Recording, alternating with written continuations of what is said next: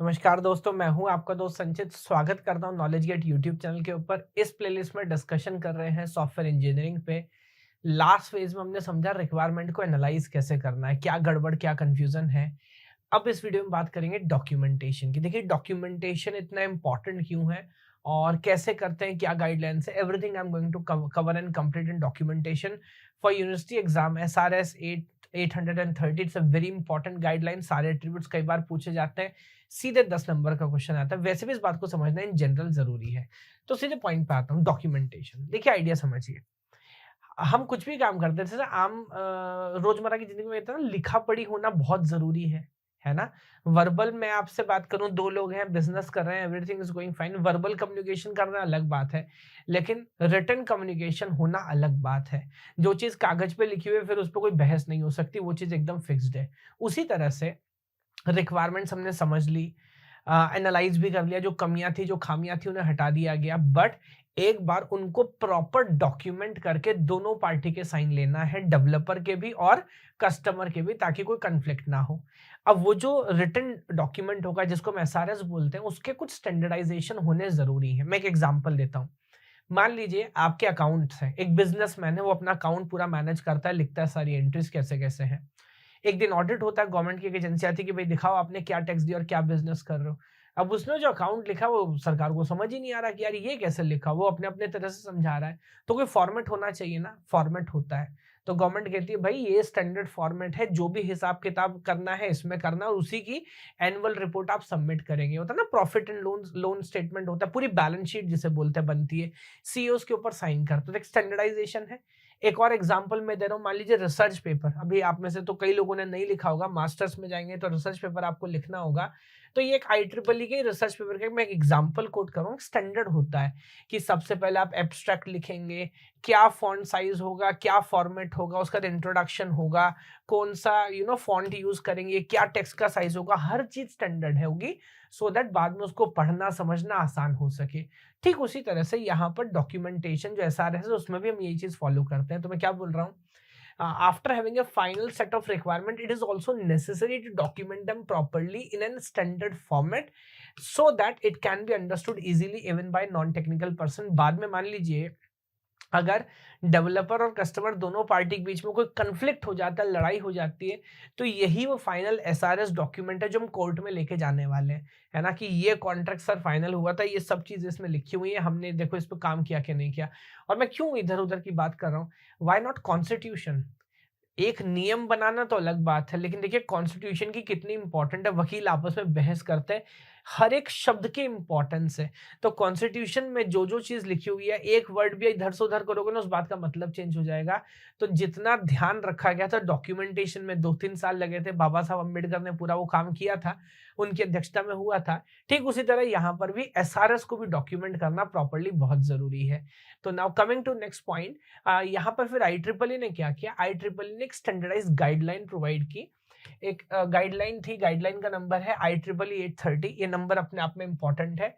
Using which we can make SRS document more readable, modifiable and the format which can be followed throughout the world. तो उन्होंने एक standard guideline दे दी भाई कि ये format है SRS का, जो भी company proper software requirement specification document बना रही है ये फॉर्मेट फॉलो करे। तो ये फॉर्मेट लिखना सबको आता है, ये फॉर्मेट पढ़ना सबको आता है, तो चीजें आसान हो जाए, हाँ होने वाली है। लीगल इश्यूज जो है वो भी आसानी से मैनेज किए जा सकते हैं। तो मैं आपको फॉर्मेट पे लेके चलता हूँ सीधे।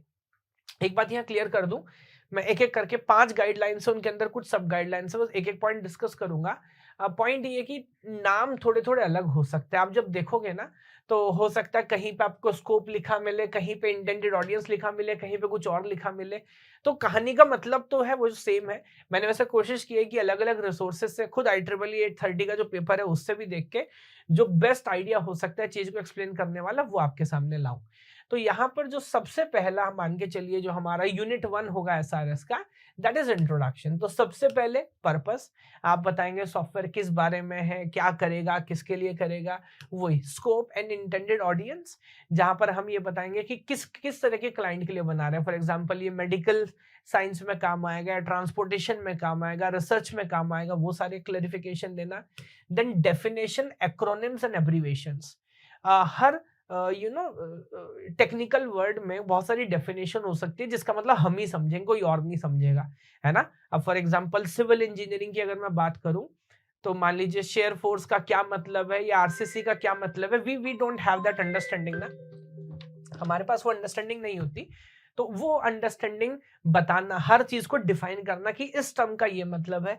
अगर हमने कुछ एब्रीवेशन यूज किए लाइक आरसीसी ही है, आरसीसी की फुल फॉर्म क्या है वो बताना। एक्रोनिम्स जो हम शॉर्ट कर देते हैं, जैसे डीवीएस में बोलता है acid property, actually it is like atomicity, consistency, isolation, durability, वो सारी चीज की क्लैरिटी देता है। The next we have is references, contact information and SRS team member. तो रेफरेंसेस में हम बताएंगे, अगर हमने कोई रेफरेंसेस यूज किए हैं तो कॉन्टेक्ट इन्फॉर्मेशन, कौन कौन इंपॉर्टेंट लोग हैं उनसे आप कैसे बात कर सकते हैं। एसआरएस, कौन कौन से वो लोग थे जिन्होंने मिलकर यहाँ पर ये डॉक्यूमेंट बनाया है। तो all those things are taken care and then the last step we have overview, जिसमें हर चीज को हम कंसोलिडेट कर रहे होते हैं। This is only the introduction thing. Second, now we have the overall description. तो यहाँ पर सबसे पहले आता है प्रोडक्ट पर्सपेक्टिव। अगेन, जो प्रोडक्ट हम बना रहे हैं वो किस तरह से काम करेगा, कौन कौन उसमें इन्वॉल्व होने वाला है, स्टेक होल्डर्स कौन होंगे, वो सारी क्लैरिटी देना। प्रोडक्ट के फंक्शंस, कौन कौन से इंपॉर्टेंट फंक्शनैलिटीज वहां पर होने वाली हैं, जो यूजर यूज करेगा उसकी क्या क्या इंपॉर्टेंट कैरेक्टरिस्टिक्स होंगी, कॉन्स्टेंट्स, कुछ लिमिटेशन तो नहीं है। जैसे फॉर एग्जाम्पल मैं बोल दूं कि यार ये फॉर एग्जाम्पल एक ऑनलाइन स्ट्रीमिंग क्लास के लिए हम सॉफ्टवेयर बना रहे हैं, बट ध्यान रखना जो यूजर यूज कर रहे हैं उसके बाद इंटरनेट की बैंडविड्थ ज्यादा नहीं होगी। तो आप जो भी कुछ डेवलप करेंगे इस कांस्टेंट के अंदर रह के डेवलप करना है। And then last we have an assumptions and dependencies. तो अगर कुछ अजम्पशंस हैं या कुछ डिपेंडेंसीज है, कुछ कंडीशंस हैं जो हम पहले से मान के चल रहे हैं, तो उनको भी यहाँ पर क्लियर कट डिफाइन हम करते हैं इन हेडिंग 2.5 में। Now coming to next, now we have requirement, specific requirements। ये एक्चुअली सबसे कोर है पूरे एसआरएस का, जहां पर external interface requirement, external requirements क्या क्या हो सकती है, कोई यूजर का रिक्वायरमेंट, उसकी कोई ट्रेनिंग होनी चाहिए, हार्डवेयर सॉफ्टवेयर, वो सब आप डिफाइन करेंगे। फंक्शनल रिक्वायरमेंट्स, प्रोडक्ट से कौन कौन सी फंक्शनैलिटी यूजर चाहता है, वो सारी चीजें। परफॉर्मेंस, फॉर एग्जाम्पल कोई वेबसाइट है एक साथ 10,000 लोगों को हैंडल कर पाए, 2 लाख लोगों को हैंडल कर पाए, क्या क्या परफॉर्मेंस क्राइटेरिया होंगे, वो सब पे clear cut understanding. Design constraints, जिसमें स्टैंडर्ड कॉम्प्लायंस है या फिर हार्डवेयर लिमिटेशंस है, वो सारी चीजें आप मेंशन करेंगे। लॉजिकल डेटाबेस रिक्वायरमेंट, अगर कोई डेटाबेस की रिक्वायरमेंट है वो यहाँ पर मेंशन होगी।